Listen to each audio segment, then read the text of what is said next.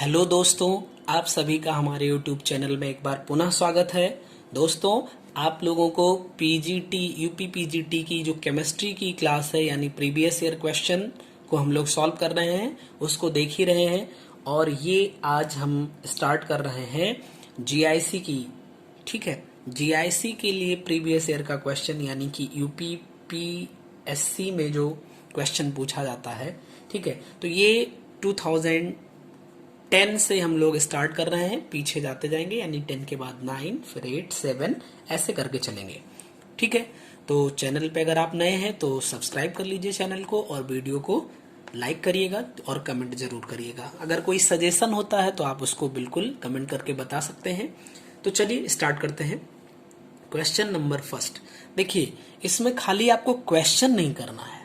ठीक, क्वेश्चन आप नहीं करेंगे, क्वेश्चन की हेल्प से आप कॉन्सेप्ट को अपने रिवाइज करेंगे और इतना अच्छे से रिवाइज करेंगे कि अगर उस कॉन्सेप्ट पे बेस्ड दूसरा क्वेश्चन आ जाता है तो आप उसको कर पाए बिल्कुल सही सही।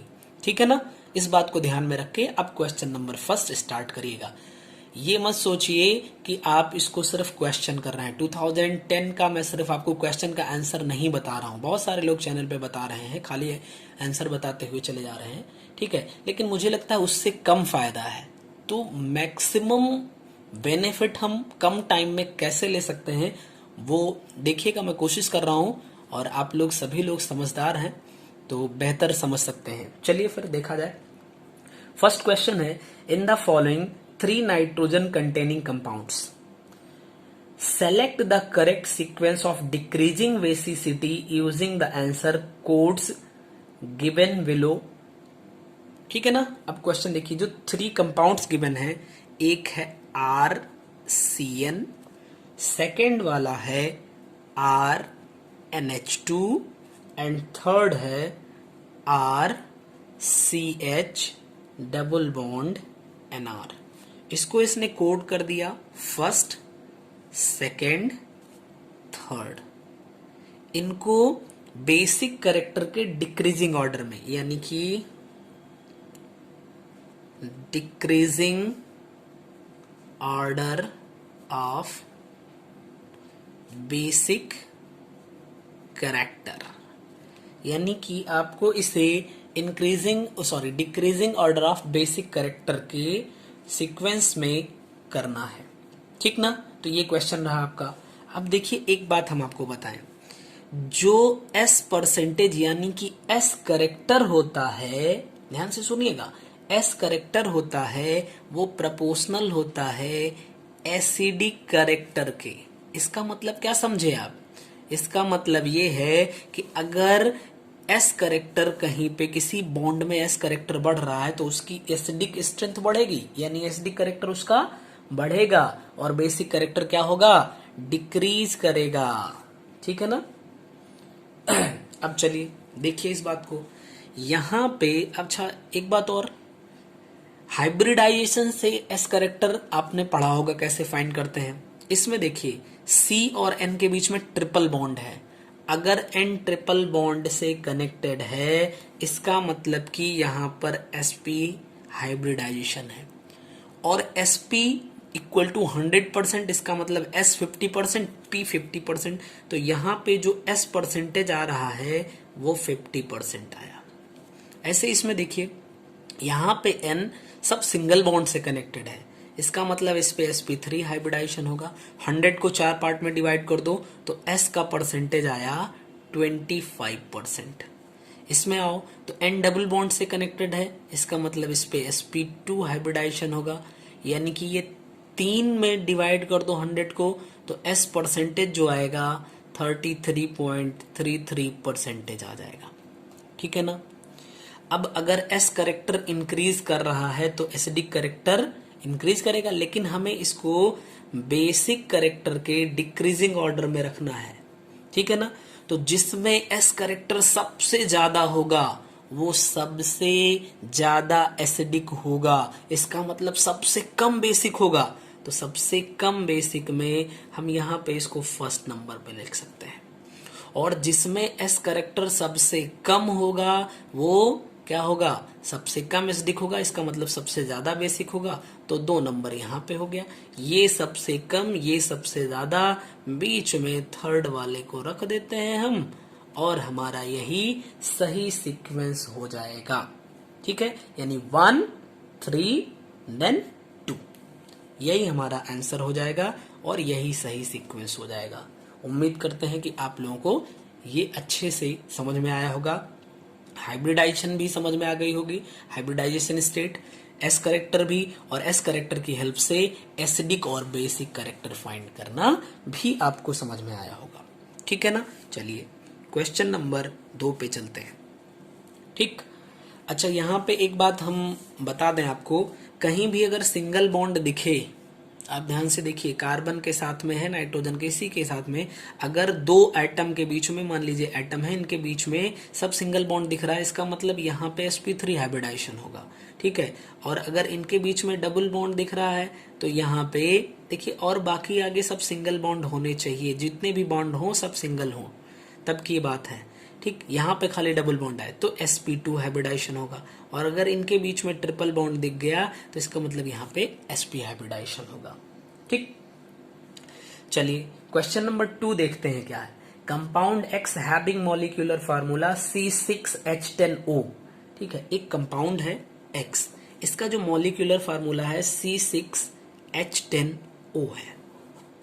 अब कह रहा है gives positive test with 2,4-DNPH and hydroxyl amine, यानी कि अगर इसको 2,4-DNPH और फिर हाइड्रोक्सिल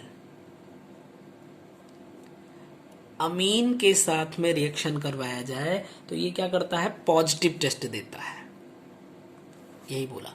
तो आप समझिए, अगर कोई कंपाउंड है वो हाइड्रोक्सिल अमीन के साथ में या 2,4-DNPH के साथ में पॉजिटिव टेस्ट देता है तो इसका मतलब कि वहां पे कार्बोनिल ग्रुप प्रेजेंट है।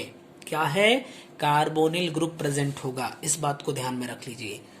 ठीक, और वैसे भी इस टाइप का क्वेश्चन, यानी ये टेस्टिंग से रिलेटेड क्वेश्चन हम लोगों ने यूपी पीजीटी के 2 क्वेश्चन या 3 क्वेश्चन मिल चुके हैं, उसमें हम लोगों ने किया हुआ है। अगर आप सारी वीडियोस देख रहे हैं तो आप समझ पा रहे होंगे कि हाँ वहां पे किया हुआ है। ठीक है, फिर कह रहा है it gives negative test with Tollens reagent. अब ये देखिए, कार्बोनिल ग्रुप हो सकता है कि ये एल्डिहाइड हो और हो सकता है कि कीटोन हो। कार्बोनिल ग्रुप हो सकता है एल्डिहाइड हो या कीटोन हो।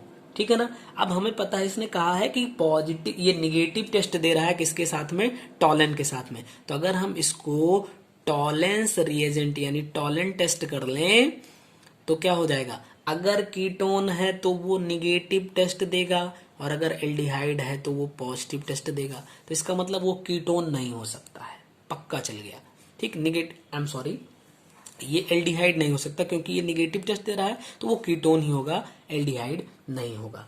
आगे देखिए, आगे भी कह रहा है and positive test with iodoform, यानी आइडोफॉर्म टेस्ट आपको पता है, I2NaOH, ये आइडोफॉर्म टेस्ट होगा। तो हमें पता है एल्डिहाइड और कीटोन दोनों के दोनों पॉजिटिव टेस्ट देते हैं। ठीक है, कौन सा, आइडोफॉर्म टेस्ट। लेकिन यहाँ पे एक बात और छुपी हुई है, CH3CO ग्रुप यहाँ पे प्रेजेंट होता है। ठीक है, CH3CO ग्रुप प्रेजेंट होता है। अब चलो ऑप्शन देख लेते हैं। फर्स्ट ऑप्शन पे है कुछ ऐसा, सेकंड ऑप्शन पे है CHO, थर्ड ऑप्शन पे है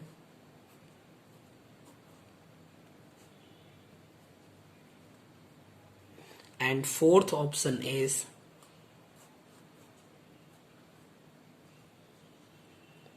तो चलिए CH3CO को ढूंढिए आप।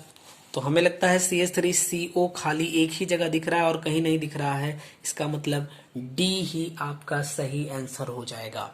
ठीक है, तो इस तरीके से आप सारे टेस्ट को, टॉलेंट टेस्ट को, आइडोफॉर्म टेस्ट को और फिर हाइड्रोक्सिल एमीन टेस्ट को या 2,4-DNPH टेस्ट को या फेलिंग टेस्ट को या सिफ टेस्ट को, अगर इन सबको आप जान रहे हैं, ठीक है, तो चीजें थोड़ी इजी हो जाती हैं। चलिए नेक्स्ट क्वेश्चन पे चलते हैं। क्वेश्चन नंबर 3 क्या कह रहा है?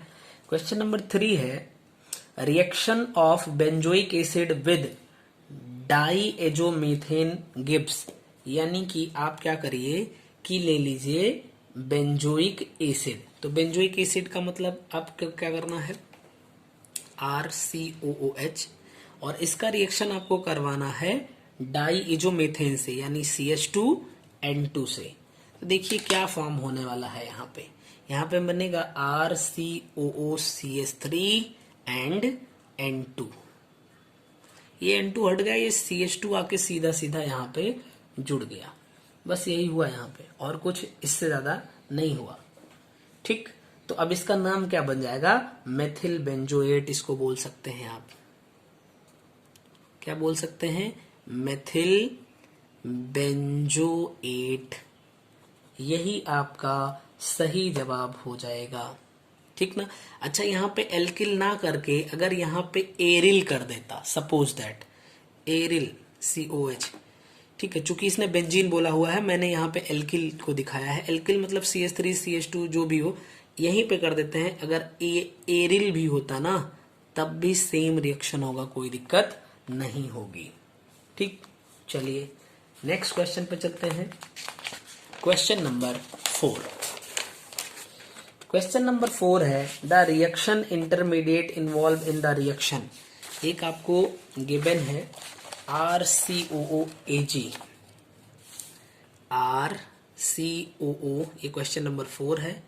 AG, इसको Br2 के प्रेजेंस में हीट किया गया, देन इट गिव्स RBr। ठीक है, पूछ रहा है द रिएक्टिव इंटरमीडिएट, मींस इसमें इंटरमीडिएट क्या होगा। तो फर्स्ट कंडीशन आप जान लो, ये क्या है? हुंस-डिकर रिएक्शन है। ये हुंस-डिकर रिएक्शन है और ये एक फ्री रेडिकल मैकेनिज्म होती है। ये एक फ्री रेडिकल मैकेनिज्म होती है, यानी कि ये फ्री रेडिकल के थ्रू जाएगी। आप फटाक से आंसर लगा दीजिए, फ्री रेडिकल मैकेनिज्म है। ठीक, क्वेश्चन नंबर 5 है among the following the reaction that proceeds through a carbocation intermediate। तो देखिए इसमें है Friedel craft. Question number 5, Friedel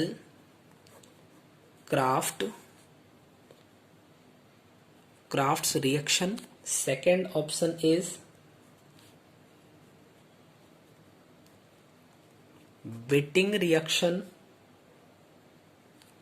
C option is aldol condensation and D option is Claisen condensation।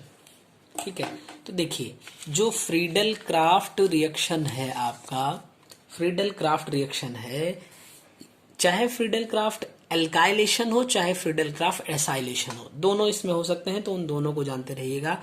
इसमें जो intermediate form होता है वो क्या होता है? कार्बोकैटायन। ये यानी कि कार्बोकैटायन के थ्रू प्रोसीड होने वाली मैकेनिज्म होती है। अगर आप बात करेंगे बिटिंग की या फिर एल्डोल कंडेंसेशन की करें या क्लेजन कंडेंसेशन की करें या फिर क्रॉस एल्डोल की करें, चलो यहां पे एक और बढ़ा लेते हैं, क्रॉस एल्डोल कंडेंसेशन। तो ये चारों की चारों रिएक्शन जो होती हैं, ये इसमें इंटरमीडिएट जो होता है वो क्या होता है? यहाँ पे कार्बोकैटायन होता है, यहाँ पे कार्बेनायन होता है। ठीक है, यानी कि यहाँ पे कार्बेनियन जिसको हम कह सकते हैं या कार्बेनायन कह सकते हैं, यानी कि निगेटिव जो है चार्ज वो कार्बन एटम पे होता है, उसी के थ्रू ये रिएक्शन प्रोसीड करता है। ठीक ना? चलिए, तो अब ये आज हम लोगों ने 5 क्वेश्चन देख लिया। अब इससे आगे हम लोग नेक्स्ट वीडियो में देखेंगे। तब तक आप लोग बहुत अच्छे से अपनी प्रिपरेशन को करते रहिए। फिर मिलते हैं अगले वीडियो में। जय हिंद, थैंक यू।